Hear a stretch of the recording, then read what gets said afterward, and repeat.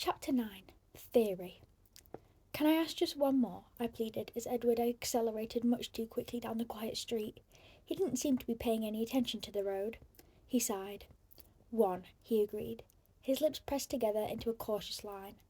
Well, you said you knew I hadn't gone into the bookstore and I had gone south. I was just wondering how you knew that. He looked away, deliberating. I thought we were past all the evasiveness, I grumbled. He almost smiled. Fine then, I followed your scent. He looked at the road, giving me time to compose my face. I couldn't think of an acceptable response to that, but I filed it carefully away for future study. I tried to refocus. I wasn't ready to let him be finished now that he was finally explaining things. And then you didn't answer one of my first questions, I stalled. He looked at me with disapproval. Which one? How does it work? The mind reading thing. Can you read anybody's mind anywhere? How do you do it? Can the rest of your family? I felt silly, asking for clarification on make-believe.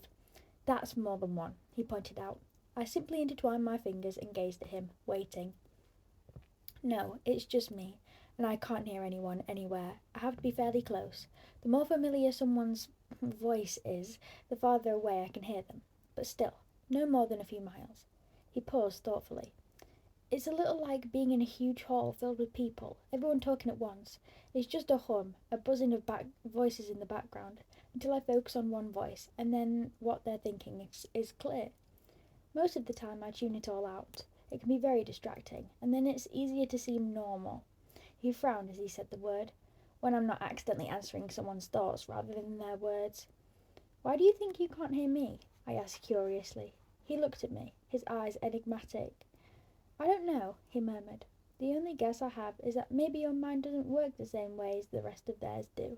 Like, your thoughts are on the AM frequency and I'm only getting FM. He grinned at me, suddenly amused. My mind doesn't work right? I'm a freak? The words bothered me more than they should, probably because his speculation hit home. I'd always suspected as much, and it embarrassed me to have it confirmed. I hear voices in my mind, and you're worried that you're the freak, he laughed. Don't worry, it's just a theory. His face tightened. Which brings us back to you. I sighed. How to begin? Aren't we past all the evasiveness now? He reminded me softly. I looked away from his face for the first time, trying to find words. I happened to notice the speedometer. Holy crow, I shouted. Slow down. What's wrong? He was startled, but the car didn't decelerate. You're going 100 miles an hour. I was still shouting. I shot a panicky glance out the window, but it was too dark to see much. The road was only visible in the long patch of bluish brightness from the headlights. The forest along both sides of the road was like a black wall, as hard as a wall of steel if we veered off the road at this speed. Relax, Bella. He rolled his eyes, still not slowing. Are you trying to kill us? I demanded. We're not going to crash. I tried to modulate my voice. Why are you in such a hurry? I always drive like this. He turned to smile crookedly at me. Keep your eyes on the road. I've never been in an accident, Bella. I've never even gotten a ticket. He grinned and tapped his forehead. Built-in radar detector. Very funny, I fumed. Charlie's a cop, remember? I was raised to abide by traffic laws. Besides, if you turn us into a Volvo pretzel around a tree trunk, you can probably just walk away. Probably, he agreed with a short, hard laugh. But you can't, he sighed. Now I watched with relief as the needle gradually drifted towards 80. Happy? Almost. I hate driving slow, he muttered. This is slow? Enough commentary on my driving, he snapped. I'm still waiting for your latest theory. I bit my lip. He looked down at me, his honey eyes unexpectedly gentle. I won't laugh, he promised. I'm more afraid that you'll be angry with me. Is it that bad? Pretty much, yeah. He waited. I was looking down at my hands so I couldn't see his expression. Go ahead. His voice was calm. I don't know how to start, I admitted. Why don't you start at the beginning? You said you didn't come up with this one on your own. No. What got you started? A book? A movie? He probed. No, it was Saturday, at the beach. I risked a glance up at his face. He looked puzzled. I ran into an old family friend, Jacob Black, I continued. His dad and Charlie have been friends since I was a baby. He still looked confused. His dad is one of the Quillier elders. I watched him carefully. His confused expression froze in place. We went for a walk. I edited all my scheming out of the story. And he was telling me some old legends, trying to scare me, I think. He told me one. I hesitated. Go on, he said. About vampires. I realised I was whispering. I couldn't look at his face now, but I saw his knuckles tighten convulsively on the wheel. And you immediately thought of me? Still calm. No, he mentioned your family. He was silent, staring at the road. I was worried suddenly, worried about protecting Jacob. He just thought it was a silly superstition, I said quickly. He didn't expect me to think anything of it. It didn't seem like enough. I had to confess. It was my fault. I forced him to tell me. Why? Lauren said something about you. She was trying to provoke me, and an older boy from the tribe said your family didn't come to the reservation. Only it sounded like he meant something different. So I got Jacob alone, and I tricked it out of him, I admitted, hanging my head. He startled me by laughing. I glared up at him. He was laughing, but his eyes were fierce, staring ahead. Tricked him how? He asked. I tried to flirt. It worked better than I thought it would. Disbelief coloured my tone as I remembered. I'd like to have seen that. He chuckled darkly. And you accused me of dazzling people. Poor Jacob Black. I blushed and looked out my window into the night. What did you do then? He asked after a minute. I did some research on the internet. And did that convince you? His voice sounded barely interested, but his hands were clamped hard onto the steering wheel. No, nothing fit. Most of it was kind of silly, and then I stopped. What? I decided it didn't matter, I whispered. It didn't matter? His tone made me look up. I had finally broken his carefully composed mask. His face was incredulous, with just a hint of the anger I'd feared. No, I said softly. It didn't matter to me what you are. A hard, mocking edge entered his voice. You don't care if I'm a monster? If I'm not human? No. He was silent, staring straight ahead again. His face was bleak and cold. You're angry, I sighed. I shouldn't have said anything. No, he said, but his tone was as hard as his face. I'd rather know what you're thinking, even if what you're thinking is insane. So I'm wrong again, I challenged. That's not what I'm referring to. It doesn't matter, he quoted, gritting his teeth together. I'm right, I gasped. Does it matter? I took a deep breath. Not really, I paused, but I am curious. My voice, at least, was composed. He was suddenly resigned. What are you curious about? How old are you? 17, he answered promptly. And how long have you been 17? His lips twitched as he stared at the road. A while, he admitted at last. Okay, I smiled, pleased that he was still being honest with me. He stared down at me with watchful eyes, much as he had before, when he was worried I would go into shock. I smiled wider in encouragement and he frowned. Don't laugh, but how can you come out during the daytime? He laughed anyway. Myth. Burned by the sun? Myth. Sleeping in coffins? Myth. He hesitated for a moment, and a peculiar tone entered his voice. I can't sleep. It took me a minute to absorb that. At all? Never, he said, his voice nearly inaudible. He turned to look at me with a wistful expression. The golden eyes held mine, and I lost my train of thought. I stared at him until he looked away. You haven't asked me the most important question yet. His voice was hard now, and when he looked at me again, his eyes were cold. I blinked, still dazed. Which one is that? You aren't concerned about my diet? He asked sarcastically. Oh, I murmured. That. Yes, that. His voice was bleak. Don't you want to know if I drink blood? I flinched. Well, Jacob said something about that. What did Jacob say? He asked flatly. He said you didn't hunt people. He said your family wasn't supposed to be dangerous because you only hunted animals. He said we weren't dangerous? His voice was deeply sceptical. Not exactly. He said you weren't supposed to be dangerous, but the Quilliettes still didn't want you on their land, just in case. He looked forward, but I couldn't tell if he was watching the road or not. So was he right about not hunting people? I tried to keep my voice as even as possible. The Quilliettes have a long memory, he whispered. I took it as confirmation. Don't let that make you complacent, though, he warned me. They're right to keep their distance from us. We are still dangerous. I don't understand. We try, he explained slowly. We're usually very good at what we do. Sometimes we make mistakes. Me, for example, allowing myself to be alone with you. This is a mistake? I heard the sadness in my voice, but I didn't know if he could as well. A very dangerous one, he murmured. We were both silent then. I watched the headlights twist with the curves of the road. They moved too fast. It didn't look real. It looked like a video game. I was aware of the time slipping away so quickly. the black road beneath us, and I was hideously afraid that I would never have another chance to be with him like this again, openly, the walls between us gone for once. His words hinted at an end, and I recoiled from the idea. I couldn't waste 1 minute I had with him. "Tell me more," I asked desperately, not caring what he said, just so I could hear his voice again. He looked at me quickly, startled by the change in my tone. "What more do you want to know?" "Tell me why you hunt animals instead of people," I suggested, my voice still tinged with desperation. I realised my eyes were wet, and I fought against the grief that was trying to overpower me. "I don't want to be a monster." His voice was very low. "But animals aren't enough." He paused. I can't... Wait, did I skip? Voice was very low. "But animals aren't enough." He paused. "I can't be sure, of course, but I'd compare it to living on tofu and soy milk. We call ourselves vegetarians, our little inside joke. It doesn't completely sustain our hunger, or rather thirst, but it keeps us strong enough to resist. Most of the time." His tone turned ominous. "Sometimes it's more difficult than others." "Is it very difficult for you now?" I asked. He sighed. "Yes." "But you're not hungry now," I said confidently, stating, not asking. "Why do you think that?" "Your eyes. I told you I had a theory. I've noticed that people, men in particular, are crabbier when they're hungry." He chuckled. "You are observant, aren't you?" I didn't answer. I just listened to the sound of his laugh, committing it to memory.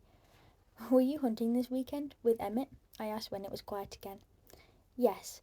He paused for a second, as if deciding whether or not to say something. "I didn't want to leave, but it was necessary. It's a bit easier to be around you when I'm not thirsty." "Why didn't you want to leave?" "It makes me anxious to be away from you." His eyes were gentle but intense, and they seemed to be making my bones turn soft. "I wasn't joking when I asked you to try not to fall in the ocean or get run over last Thursday. I was distracted all weekend worrying about you, and after what happened tonight, I'm surprised that you did make it through a whole weekend unscathed." He shook his head and then seemed to remember something. "Well, not totally unscathed." "What?" "Your hands," he reminded me. I looked down at my palms, at the almost healed scrapes across the heels of my hands. His eyes missed nothing. "I fell," I sighed. "That's what I thought." His lips curled up at the corners. "I suppose, being you, it could have been much worse, and that possibility tormented me the entire time I was away. It was a very long 3 days.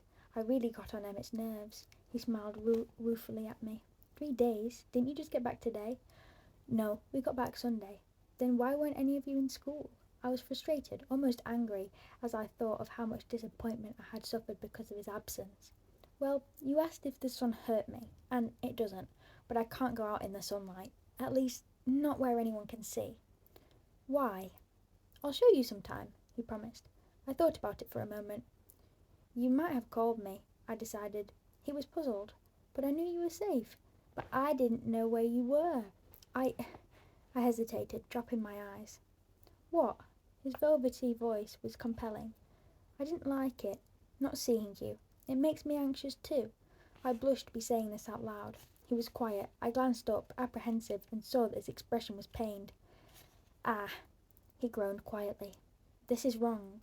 I couldn't understand his response. What did I say? "Don't you see, Bella? It's one thing for me to make myself miserable, but a wholly other thing for you to be so involved." He turned his anguished eyes to the road, his words flowing almost too fast for me to understand. "I don't want to hear that you feel that way." His voice was low but urgent. His words cut me. "It's wrong. It's not safe. I'm dangerous, Bella. Please grasp that." "No." I tried very hard not to look like a sulky child. "I'm serious," he growled. "So am I. I told you it doesn't matter what you are. It's too late." His voice whipped out, low and harsh. "Never say that." I bit my lip and was glad he couldn't see how much that hurt. I stared out at the road. We must be close now. He was driving much too fast. "What are you thinking?" he asked, his voice still raw.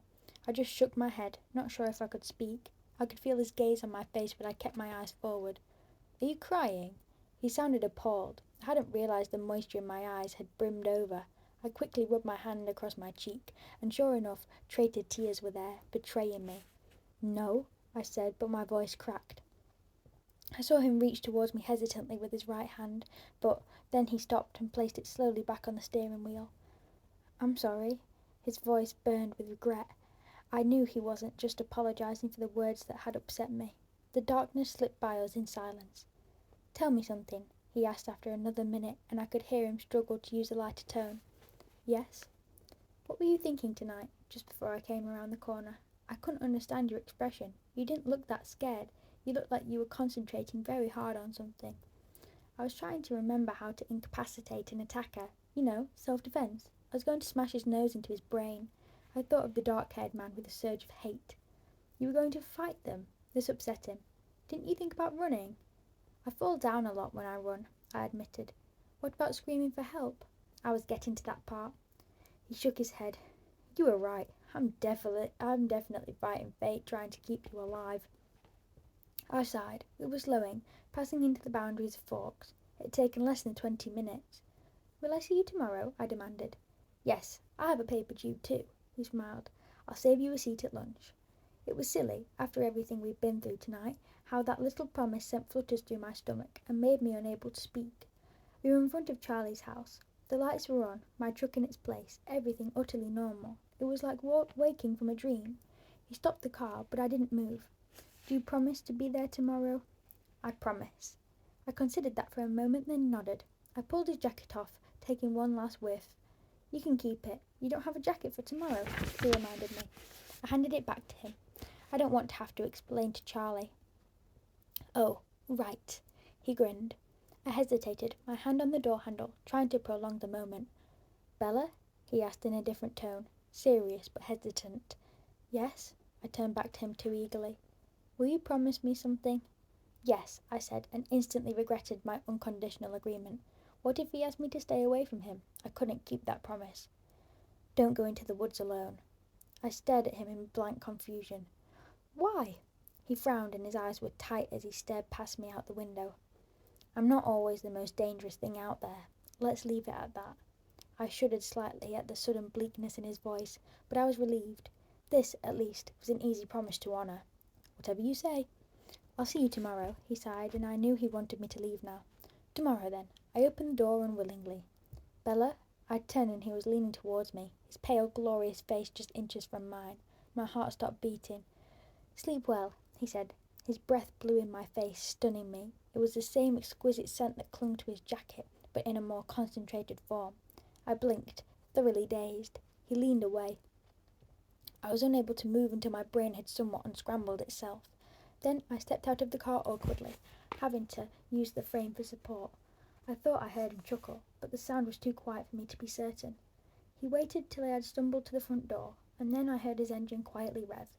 I turned to watch the silver car disappear around the corner. I realised it was very cold. I reached for the key mechanically, unlocking the door and stepping inside. Charlie called from the living room. "Bella?" "Yeah, Dad, it's me." I walked in to see him. He was watching a baseball game. "You're home early." "Am I?" I was surprised. "It's not even 8 yet," he told me. "Did you girls have fun?" "Yeah, it was lots of fun." My head was spinning as I tried to remember all the way back to the girls' night out I had planned. They both found dresses. "Are you all right?" "I'm just tired. I did a lot of walking." "Well, maybe you should go lie down." He sounded concerned. I wondered what my face looked like. "I'm just going to call Jessica first." "Weren't you just with her?" he asked, surprised. "Yes, but I left my jacket in her car. I want to make sure she brings it tomorrow." "Well, give her a chance to get home first." "Right," I agreed. I went to the kitchen and fell, exhausted, into a chair. I was really feeling dizzy now. I wondered if I was going to go into shock after all. "Get a grip," I told myself. The phone rang suddenly, startling me. I yanked it off the hook. "Hello?" I asked breathlessly. "Bella?" "Hey, Jess, I was just going to call you." "You made it home?" Her voice was relieved and surprised. "Yes, I left my jacket in your car. Could you bring it to me tomorrow?" "Sure, but tell me what happened," she demanded. Tomorrow. In Trig, okay?" She caught on quickly. "Oh, is your dad there?" "Yes, that's right." "Okay, I'll talk to you tomorrow then." "Bye." I could hear the impatience in her voice. "Bye, Jess." I walked up the stairs slowly, a heavy stupor clouding my mind. I went through the motions of getting ready for bed, without paying any attention to what I was doing. It wasn't until I was in the shower, the water too hot, burning my skin, that I realised I was freezing. I shuddered violently for several minutes before the steaming spray could finally relax my rigid muscles. Then I stood in the shower, too tired to move, until the hot water began to run out. I stumbled out, wrapping myself securely in a towel, trying to hold the heat from the water in so the aching shivers wouldn't return. I dressed for bed swiftly and climbed under my quilt, curling into a ball, hugging myself to keep warm. A few small shudders trembled through me. My mind still swirled dizzily, full of images I couldn't understand, and some I fought to repress. Nothing seemed clear at first, but as I fell gradually closer to unconsciousness, a few certainties became evident. About 3 things I was absolutely positive. First, Edward was a vampire. Second, there was a part of him, and I didn't know how potent that part might be, that thirsted for my blood. And third, I was unconditionally and irrevocably in love with him. And that's the end of chapter 9.